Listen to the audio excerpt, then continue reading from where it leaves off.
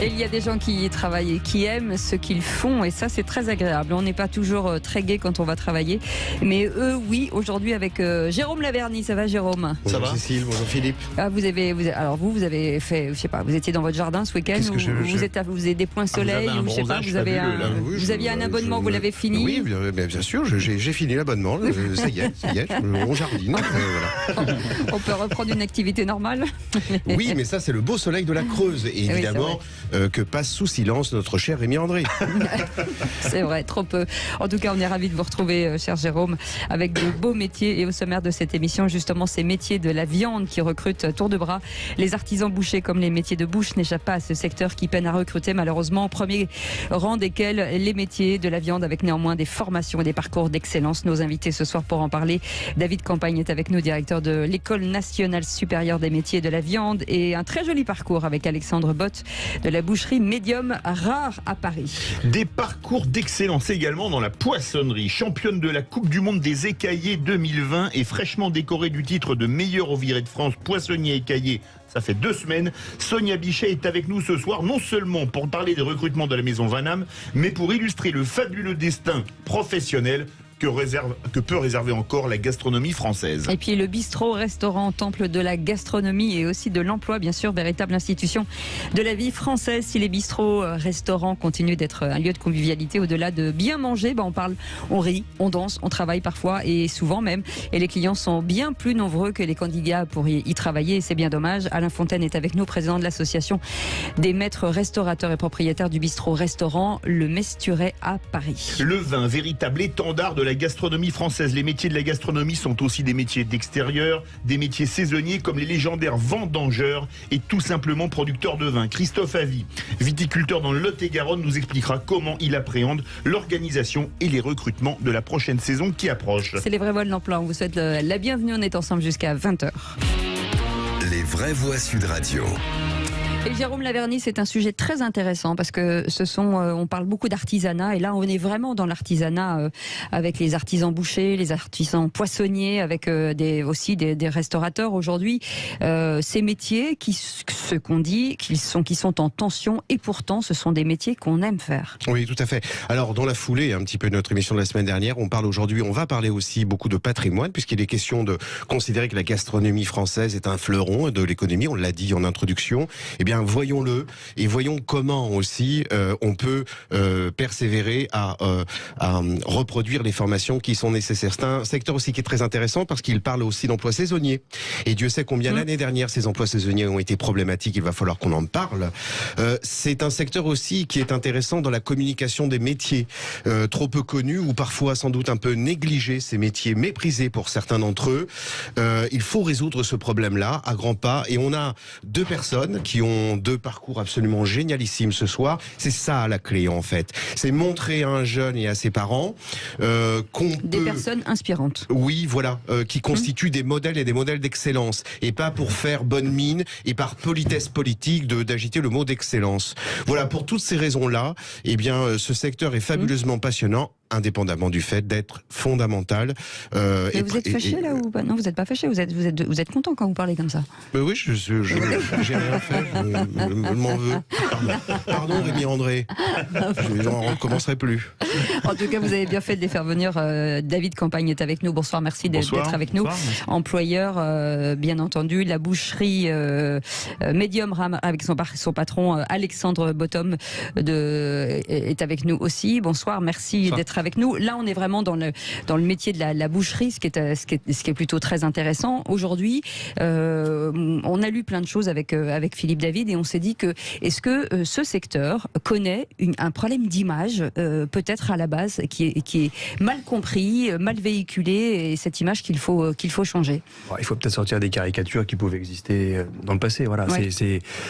La profession a engagé beaucoup d'actions pour simplifier le travail et réduire les problématiques de gestes, de posture, de port de carcasse. Ouais. Et c'est ce qui fait qu'aujourd'hui, on arrive à attirer un maximum de personnes, et notamment des femmes. Alors il faut dire que l'École nationale supérieure des métiers de la viande, que j'ai moi-même visité il n'y a pas très très longtemps, est une superbe école. Superbe école. Et quand on entend parfois dans la presse dire mais non, ces métiers-là, il y a un problème de formation, ben non, il n'y a pas du tout de problème de formation. On a les écoles, on a les outils pour le faire. Il faut dire aussi, et je me permets cette indiscrétion, que Alexandre, alors en fait le nom de la société c'est Medium Rare, mais en réalité votre boutique c'est La Bidoche. Ouais, et à côté il y a un restaurant, La Bidoche. Tout cela s'impose. C'est un ancien financier c'est une reconversion, de marché. c'est ça Exactement. Reconversion. Ouais, Alors ça c'est fondamental. Parcours d'excellence à rebond. On peut se reconvertir et considérer que ce qui peut constituer aux yeux des jeunes qui écoutent et de leurs parents le seul et unique parcours d'excellence. Quand on parle d'études, en France, on parle d'études post-bac, fatalement, systématiquement. Eh ben non, tout d'un coup, quelqu'un qui a travaillé dans les finances de marché public se dit tiens zut, et si mon bonheur passait par quelque chose infra-bac? Comment on passe justement de la finance, Alexandre Botte de Toulmont, à la bavette et à l'entrecôte? Très simplement. L'aile ou la cuisse, si vous préférez. Hein. Ouais, non, ça me va bien la bavette, l'entrecôte, l'aile, la cuisse. Très simplement, en fait, un jour, je me suis dit que j'avais fait le tour de mon métier. En tout cas, je m'y retrouvais plus. J'avais plus un rapport sain au travail et je me sentais pas à ma place. Et du coup, j'avais envie de faire quelque chose de mes mains. Pour moi, c'est ça qui était important, c'est ça qui me rendrait probablement fier. Et du coup, en regardant un petit peu autour de moi, j'ai eu envie de découvrir la boucherie. Donc, je me suis rapproché de l'ENSMV, je me suis rapproché de bouchers traditionnels, et je me suis dit je vais me lancer, je vais essayer. Vos alternants, appelons-les comme ça, principaux, sont de quelle catégorie? Quels sont les profils qui fréquentent votre école, à l'instar d'Alexandre? On a vraiment tous les profils, du vendeur de magasin jusqu'à l'avocat, à l'architecte, au notaire qui passé la crise de la quarantaine, tout le monde connaît ça, se pose les questions qu'on se pose et il se dit je n'ai pas compris. J'y pas arrivé encore, mais par contre, juste ce qui est très important à dire, c'est que ça veut donc dire que dans la majeure partie des cas, à l'instar et sur le modèle d'Alexandre, ce sont des reconversions. Donc là, appel au secours à notre gouvernement qui vient de reconduire les aides jusqu'en 2027 à l'adresse des apprentis. C'est formidable, c'est très chouette. Mais pour tous ceux qui envisageraient une reconversion dans votre école ou qui souhaiteraient être recrutés par Alexandre car il recrute un alternant en CQP, donc au-delà de 29 ans, eh bien là, il y a mauvaise pioche. Donc il faut que ces aides aillent au-delà des 29 ans. David Campagne, pendant des années, on avait l'impression que ce métier était un métier de transmission, d'héritage.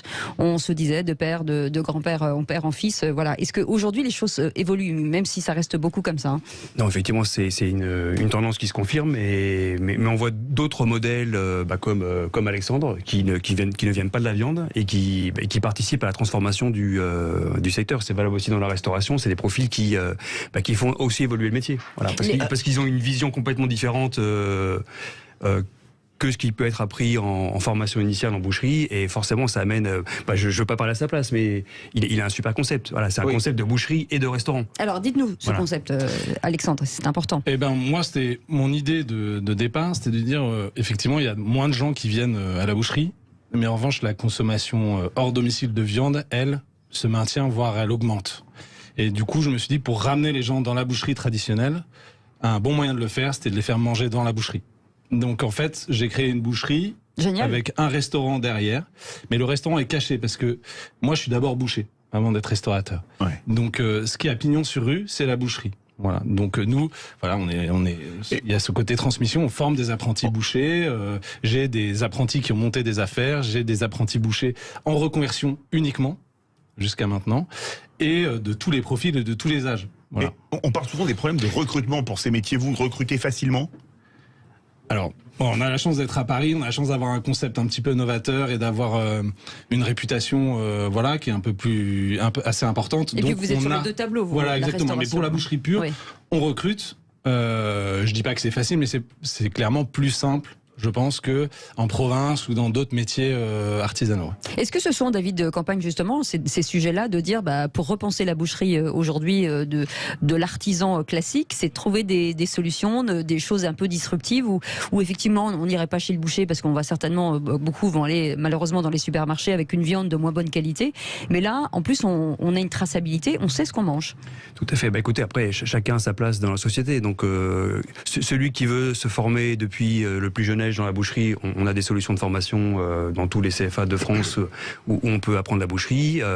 Nous, à l'ENSMV, on a une solution spécifique sur la reconversion. Enfin, chacun peut y trouver son bonheur. Ça dure combien de temps, cette c'est une formation qui est assez courte, qui dure 12 mois. Donc, c'est en fait un premier cycle de formation de 6 semaines où, effectivement, notre équipe pédagogique, qui est notamment composée de 3 meilleurs ouvriers de France, leur apprend les gestes basiques. On travaille 300 tonnes de viande à l'année à l'école.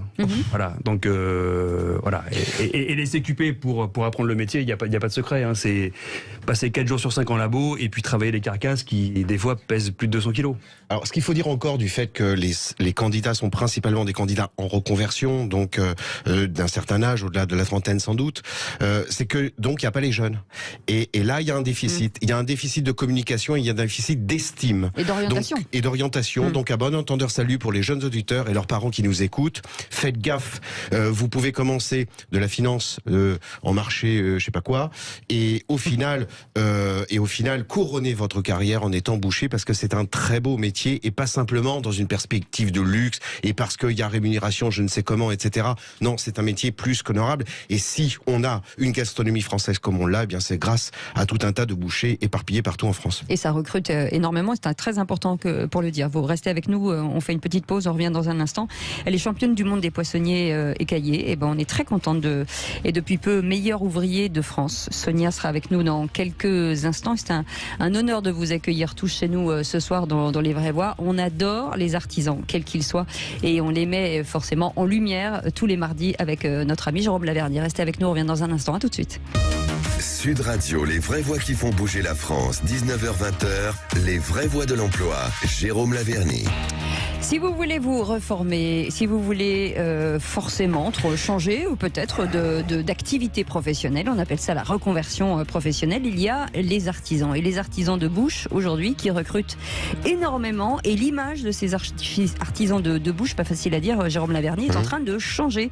Ça devient quelque chose, finalement, on retrouve le savoir-faire français. Je recommande la lecture d'un auteur américain qui s'appelle Matthew B. Crawford, qui a écrit un bouquin qui s'appelle L'éloge du carburateur. Lui aussi, je crois, était consultant en finance et est revenu à sa passion pour les motos. Oui, il y a à la clé des parcours d'excellence, mais surtout des vies heureuses. Je pense que si on pose à chacun des deux artisans qui nous accompagnent aujourd'hui, et bien sûr au président des restaurateurs, à la clé c'est ça, la conjonction de revenus financiers qui sont complètement honorables, mais il faut simplement qu'on redore l'image à l'idée à la base. Voilà, de ne plus considérer que s'orienter vers le professionnel, comme on disait à l'époque et on continue à le dire, est un échec. Non, au contraire. On a autour de la table de fabuleuses réussite. Et alors attention, là où l'équipe de France, désolé Philippe, n'a pas su être championne du monde de foot, oui. Eh bien, nous avons su une être championne du monde avec nous. C'est ça. Ouais, c'est ça. Championne du monde des poissonniers écaillés et depuis peu meilleure ouvrier de France. Sonia, merci d'être avec nous ce soir.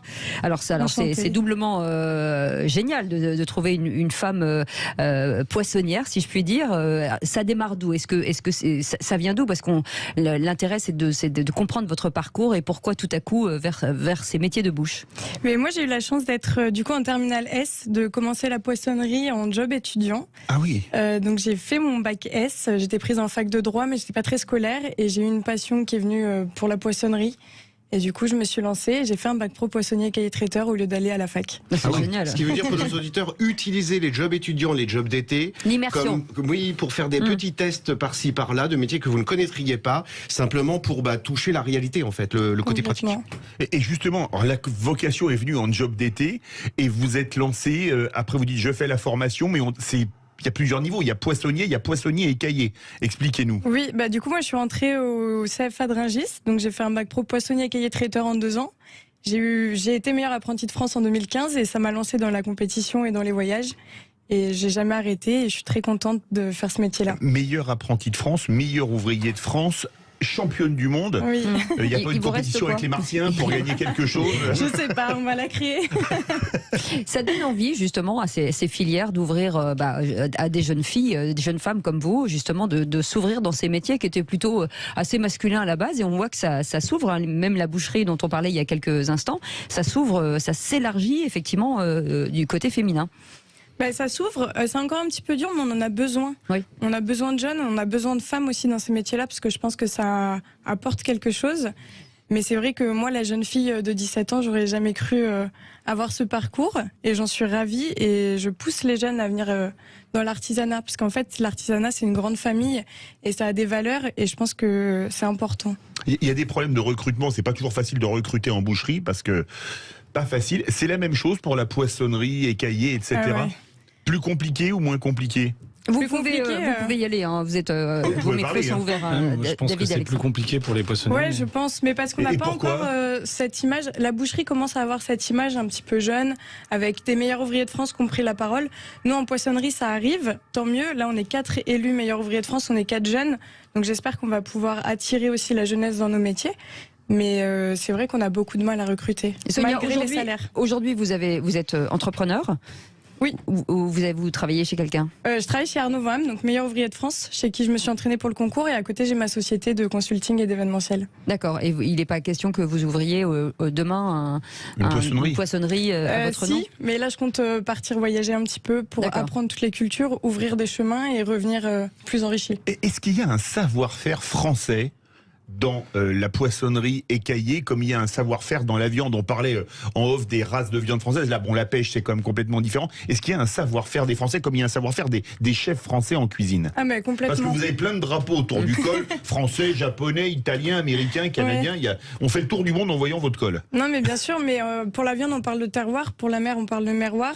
On a plein d'océans, on a plein de mers, on a plein de côtes. Donc évidemment, on a des poissons ici en France qu'on n'aura pas ailleurs. Et on a une façon de la travailler qui est assez différente.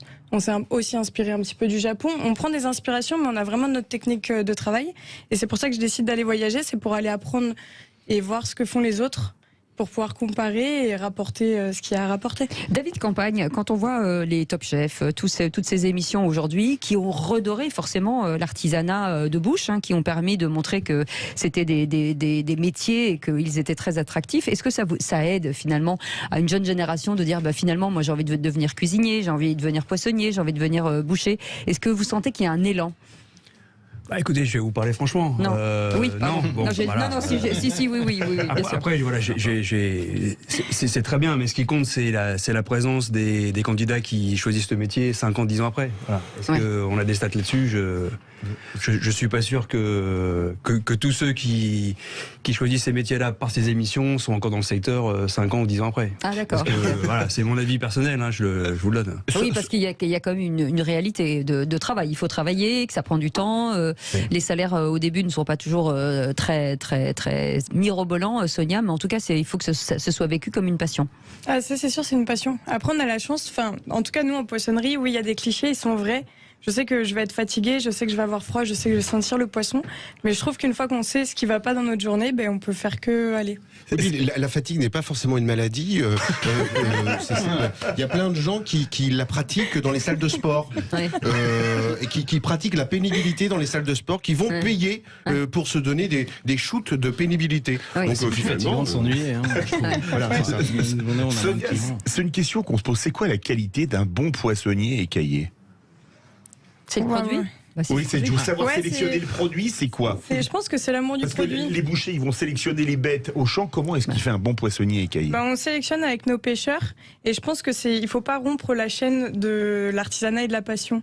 C'est-à-dire qu'on a des pêcheurs qui se lèvent, qui pêchent bien. Il faut qu'on fasse attention à notre poisson. Il faut qu'on explique à notre client comment le cuisiner. C'est comme la viande. Vous choisissez la bonne viande, vous la préparez de la bonne façon et vous donnez les bons conseils. Et là, on a une chaîne qui est parfaite. On est finalement que des intermédiaires, en fait, nous, entre celui qui fait le produit, c'est-à-dire l'éleveur, et notre métier, c'est d'apporter ça, en fait, aux consommateurs. Oui, c'est une vitrine. C'est une vitrine du savoir-faire français. Et avec du recul, Alexandre, vous dites que c'est dommage d'avoir perdu autant d'années, peut-être, en ayant fait ce que vous ayez... Pas vraiment, je regrette pas. Moi, j'ai voyagé, j'ai fait d'autres choses. J'ai été le client en fait de l'établissement que j'ai créé. Donc non, je pense que ça m'a donné une autre vision.